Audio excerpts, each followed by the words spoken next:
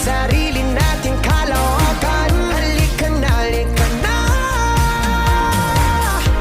pagtitibayan kong puso para sa iyo. Mamaos man ako, marinig mo lang ang tinig ko.